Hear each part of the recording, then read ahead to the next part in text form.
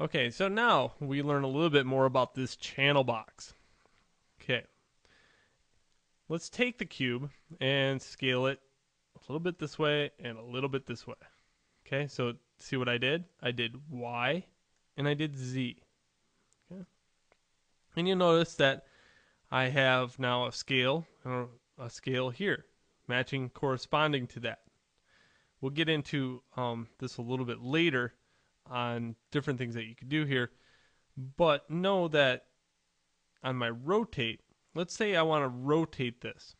I'll see students do this a lot. They'll try to rotate this and they'll try to rotate it perfectly like that. But they never grab the concept that, if you grab the green, you can rotate it. But it's still real hard to get a perfect rotation.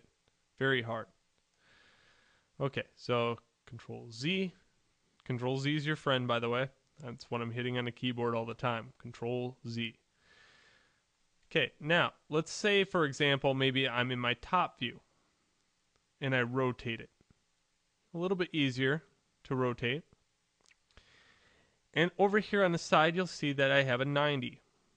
Okay, we're going to have to learn rotations. Yes, that evil thing called math now is rearing its ugly head back at you and laughing. So, no big deal. In fact, half the time, I'm only using 90, negative 90. In very rare occasions, do I use 180, negative 180. So, just kind of know that, if you did something like 180 on this, it's like this. But if I went 90, it's the same thing. Okay, you get that? Because with 90, I also have negative 90, which is another thing. All right, so just kind of use that in conjunction. Usually it's clockwise, counterclockwise. Okay, so if I wanted to move that clockwise in Y, I would type in 90. Always whole numbers are good. Negative numbers sometimes can be a double-edged sword, so just kind of get used to that. And you'll get used to it in further lessons. Okay, let's get into the perspective view. I could rotate things like that, and I can rotate things very carefully like this and just go over here and type in a 90, because that way I know exactly where I'm at. If I rotate it here, voila, I see this number changing, 90. So you'll probably do that a lot until you get actual coordinated down in your brain what X, Y, and Z is. And this is a good way to train your brain into knowing that. All right, so let's take this piece and let's go into another view.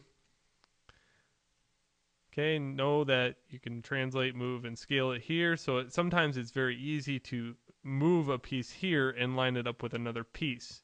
Let's take that for example. Let's Control D on the keyboard. You'll be doing that a lot. Control D is duplicate. So now I have two.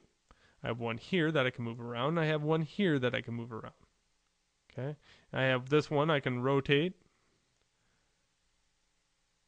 And you can see this number's changing back to something like 0. Would flatten that out. And I can put it up against this one. And voila, I have an L. Or I can build something with it. All right, so that's all I want to cover. Is basically, how to rotate, move, and scale primitives. And now in the next lesson, we'll get into an actual lesson, and we'll build something.